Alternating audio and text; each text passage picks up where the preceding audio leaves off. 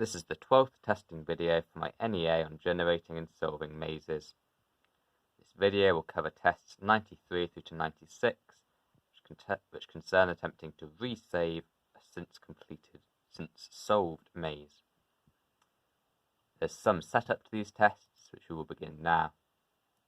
Firstly, we shall observe the From Database menu, observing the latest entry to be one with 7 ID and the 13th of May 2021 as its date. We shall also observe the Files menu, observing the latest to be 13th of May 2021 as its date, 97 as its ID. We shall now generate a new maze, save it both to a file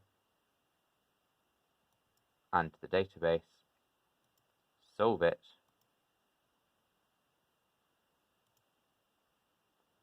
testing can now commence. Test number 93. Having solved a newly generated maze that has at some point been saved to the mazes directory without a saved solution, does the To File button save the solution of the maze to the same file?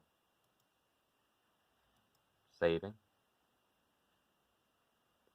We shall observe the results of these tests momentarily. Test number 94. Having reached the generated menu screen, having solved a newly generated maze that has at some point been saved to the mazes directory along with a solution, as this one is now believed to have been done, pressing the save button should do nothing.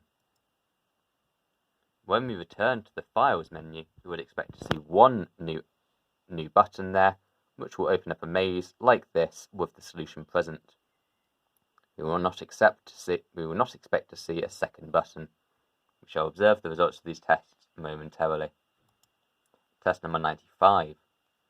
Having reached the generated menu screen following solving a newly generated maze that has at some point been saved to the database, but without a solution, pressing the To Database button should now save the solution along with that entry.